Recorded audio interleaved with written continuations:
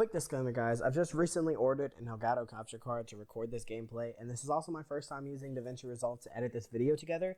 So I apologize in advance for any mishaps, and I'm still learning how this all works. Man, oh man. I mean, I really don't even know where to start with this one. Well, to start out this video, I want to say thanks to all you guys still watching these. I know the content has been inconsistent, and I'm definitely still getting a grip on how all this works. All you guys sticking around and encouraging me to keep going really does mean a lot. So thank you guys so much. And without further ado, here's my review of the Spyro Reignited Trilogy. It really wasn't that long ago when I made the trip out to Walmart to pick up my copy of Spyro. I'd seen a lot of talk about this damn purple dragon and wanted to see what all the hype was about. Yeah, so I decided to pick it up on the Switch, since I figured the games would make a fun mobile experience for car trips and such. Little did I know I would end up playing nearly the whole game in the span of a weekend. For nearly all of it, my Switch was docked too, so much for the mobile aspect. Anyways, you're probably thinking, wow, Nathaniel, that's incredible. I never realized the game was that enticing. Well, it's not. At least not all of it. So let's break it down a little more in depth, why don't we? Obviously, let's start off with the first game. Very cleverly named Spyro the Dragon. Shout out to Toys for Bob for that one. On a real note, it's not that bad of a title. It's simple, it's sweet, and most importantly, it gets the name of the protagonist stuck in the consumer's head in big, bold yellow characters. Now, this game first released for the original PlayStation back in 1998. For those of you that don't remember, myself included, that was a simpler time, especially for video games. Not every video game was expected to have some vast open world filled with hours upon hours of side quests back then. It was more about shipping out a working and enjoyable package that brought us simple gaming mechanics and enticing collectibles to, the everyday boomer in training. We have to remember that 50 gigabyte day one patches weren't a thing back then. In all seriousness, I have to hand it to Spyro because it checks out in this department. In all honesty, I have to admit this was probably a pretty solid PlayStation game back in 1998. Considering that it got 2 sequels in the next 2 years, I would say most would agree with that. The thing is, nearly 20 years later, Insomniac Games decided that the Spyro trilogy needed a little reigniting. See what I did there? Because it's called the Reignited Trilogy. Okay, I'll stop. Alright, the remaster. This is where things get heated. Alright, I promise, that's it. I'm not gonna lie, I'm not sure I would have picked Spyro to remaster, but I understand where Insomniac was coming from. I mean, after all, the community was in complete uproar out of love for the Crash Bandicoot remaster, so why not profit off of that? I'd like to quickly point out here that Insomniac made one of my favorite games ever, being Spider-Man PS4, and the remaster of Spyro itself was pretty well done. Impressive, even. I'm just not sure it was the ideal game to remaster. Now, considering that these games are remasters, Insomniac did indeed bundle the trilogy together for the debatably fair price of what I believe was $60. Now, I bought Spyro for my Switch, and I can see the game looked quite pretty in both the mobile version, at least what little bit of that I got to experience, and the full-blown console 1080p docked version of the game. And it also ran fairly smoothly, although my frames would always significantly drop during the loading screens for some reason. The thing is, the remaster itself isn't my problem with the game. It was executed arguably beautifully. But Insomniac, why did you have to choose fucking Spyro? Alright, now back to what I was saying about the first Spyro game. The game certainly does check the boxes of the 1998 quality of video game test. I mean, there's a story, though not enticing. It does exist. The gameplay is fun for a little bit, and the few mechanics that this game offers are pretty easy to pick up and kind of fun to master. At least until they get old.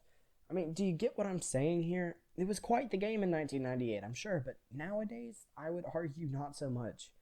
Spyro the Dragon just didn't live up to the standards of 2018.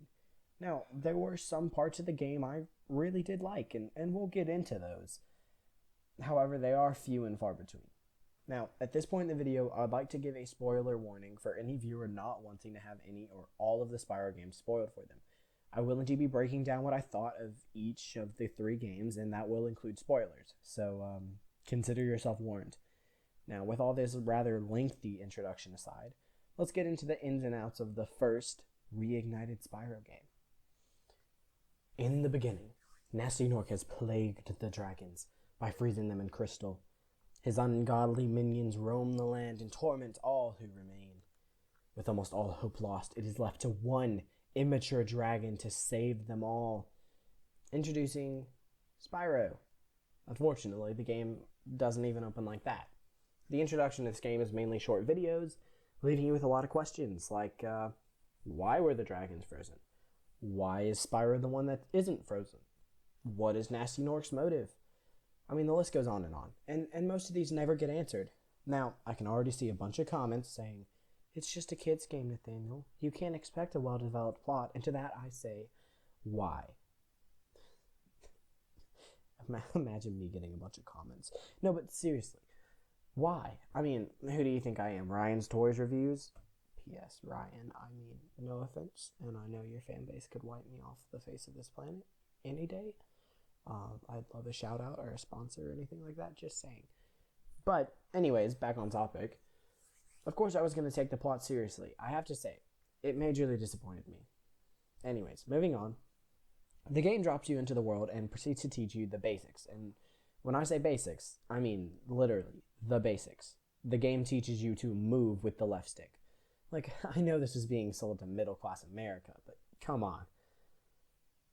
After that, though, you'll learn the trifecta of game mechanics. You learn to shoot fire, to charge, and to glide. You'll be using these for the next 21 hours or so you might want to get these down pat.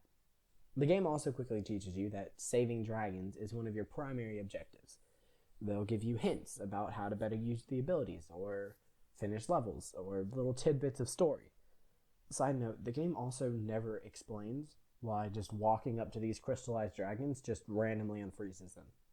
It just happens. Also, occasionally you get a dragon that just doesn't say anything at all, so, yeah, fun. We love the lack of any effort to make a story at all. Anyways, as you progress around this hub, world of sorts, you'll learn that you can also collect gems of different values, and your fire/charge attack can damage enemies and objects. Around about this time, you'll also discover your first portal and be teleported to a whole new level. And when I say new level, I say it very skeptically, because these new levels are really just more of the same stuff. And by now, you'll understand that most of what the game has in store for you. You find the portal, you collect gems, you free dragons, and you collect some eggs, rinse and repeat. And this honestly isn't the worst system, and was quite common in PlayStation-era games. The problem is, this game has no story, no new mechanics, and no exciting new areas that support it, that make the same old thing not boring after so long. The game is fun, and I did find myself enjoying the first hour or so, because I was optimistic it had more to offer. By the way, this is exactly why I tend to avoid being optimistic. The game went nowhere. I mean, seriously, like nowhere. From Artisans to Nasty's world, nothing changes. And since you only have 2 attacks, none of the enemies feel different, or enough to excite the player anyways. Bosses feel boring and underdeveloped, and without dialogue, they're quite literally nothing more than a bigger version of the normal enemies. Like, I mean, seriously, the only reason I can remember Nasty Nork is because I looked him up on Google. And he's the main antagonist. You only hear from the guy like twice. I don't know what all of you 90s kids grew up on, but Lord help you if this was the cream of the crop. There's literally zero incentive to care about any of the dragons, because the most you ever get out of them is a quick line or two. There's more dialogue in my review of your whole game. Come on, Bob, go back to toys. The game itself is good, and I'm guessing it could be fun if you just don't play it for more than 30 minutes or so at a time, but man, does the game just drag on and on until you finally defeat this Nork guy in the exact same way that you did every other enemy. And then finally, the grueling 7-ish hour journey is over. Or is it? Yeah, spoiler alert, it's not. Because instead of providing a satisfying conclusion, the game ends with a big middle finger as it pans over to Nork's treasure vault and tells you to unlock it, you have to find every egg, every dragon, and every gem. Listen, Bob, buddy, Nobody wants to go back into your game to find every single hidden gem or egg and listen to very soulless dragons as they give you their 2 cents on saving them, just for a lackluster ending that's probably going to present more questions than answers. So no, I did not 100% any of these games. Bro, I need that time. I need those 4 hours each just to write this review. Like, seriously, I'm 4 hours in. I might need help at this point. Anyways, all in all, the game was just bland. It's not bad. It's just so boring, and I'm beyond thankful that it was only 7 hours and not more. And despite all these grievances with the first game, I was actually hopeful the second game would improve on these. I mean, after all, the title not only had the protagonist in big bold letters, it had the antagonist too. How bad could it really be? Yeah, P.S. Don't ever ask that question, guys. The answer is always very. It can be very, very bad. Alright, that brings us to the second game, Ripto's Rage. I don't know why I was so optimistic about this game being much better, and considering that this game came out just a year after the first one, I have to imagine this game was either done or near completion. So, yeah, sadly, there were very few improvements to the game whatsoever. The story takes off where the last one ended, and after saving all those dragons, Spyro decides that he wants to take a vacation. Oh, and I also forgot, Spyro's sidekick, Dragonfly named Sparks, also serves as his health bar. We love this, and Sparks is amazing. Back to the point, though. Instead of ending up at Dragon Beach, or Shores, or whatever, they end up in Avalar, a realm now overrun by the evil sorcerer Ripto, who hates dragons. Once again, we never get an answer on why, and to be completely honest, the previous game basically presumes with just different characters. Now, I did a lot of hating on the first game, and although I think it deserves it, I'm gonna try to get some of the positives into the spotlight. Keyword, try. The story did get a little bit better. We actually get to see the antagonist 5 or 6 times, and Spyro makes a couple of friends that actually have a degree of character. These characters would be Alora, Hunter, and the Professor. And despite being an improvement on the empty dragons from the first game, they still weren't the best. I did once again have to use Google to remember their names. Now, they are residents of Avalar, and you work with them to stop this team of bad guys. Very basic plot line, but it's a plot line, so yay for Bob. The only other major improvement I found to this game was the boss fights. They feel intense, and they feel different, and I really did enjoy those. You also get introduced to Moneybags in this game, who helps you out in return for your gems. But this really doesn't change the game at all. Like, he literally just acts as an in-game currency paywall.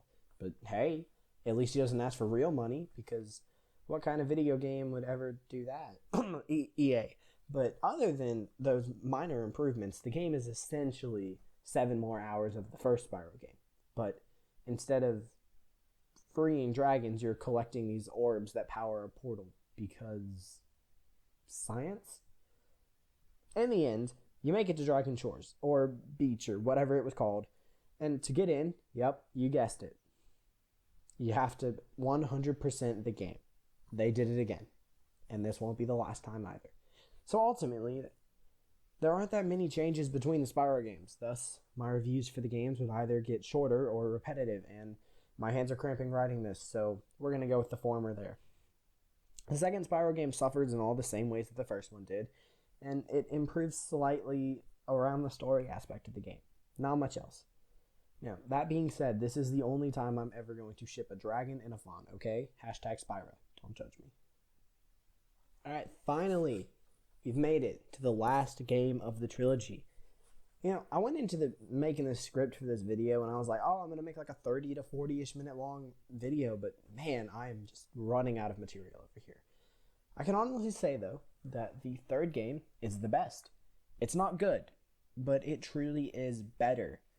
For starters, 2000, which is when the game came out, just so happened to be a Chinese Year of the Dragon. And naming the game such, Spyro Year of the Dragon, was actually quite creative. Now, in case you guys were wondering, we are headed into 2020 Year of the Rat over here, so love that for us. But Year of the Dragon sounds pretty dope, and it works so well for this game, so props to the devs for that one. The story of this game picks up right after the last one, and has a female sorcerer this time, and her female apprentice as the main antagonist. So, yay. Feminism. No, I'm joking. Those two are actually the best written characters of the series, and they managed to actually intrigue me. The main antagonist, the sorceress, yes, that was her name, is having her apprentice Bianca steal all the dragon eggs so she can steal their magic and thus live forever. And this is told throughout the game. I know. Imagine having an antagonist with a motive. This was a big step in the right direction, and it actually did get better because Bianca has a change of heart in the end and helps you defeat her former master.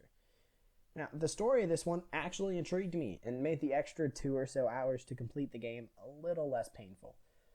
Along with the antagonist, we also get introduced to another crew of teammates throughout the game. These include Sheila, Sergeant Bird, Bentley, and Agent 9, whom all act as playable characters through missions and provided a very, very warm welcome mix-up to the standard game mechanics. Now, all of this combined actually provided a backbone for the repetitive nature of this game and made some parts of it, dare I say it, enjoyable. And I have to admit, finishing the last one felt significantly less tedious than the other games, but I'm sure most of that was just my high hopes of finally being done with the series. Now, another lovely touch to this game being the main collectibles are dragon eggs that hatch into cute little baby dragons. Like, seeing these little guys was so much more satisfying than collecting an orb or saving random dragon number 57. This game also introduced 4 playable Sparks levels, and I can honestly say those were a blast. Like, we love Sparks. The conclusion of this series was honestly quite bland and certainly left a lot of questions to be answered. Although it did feel like a genuine ending, you know? At least the main character doesn't just fade away on a tree, because which third game of a trilogy would do that?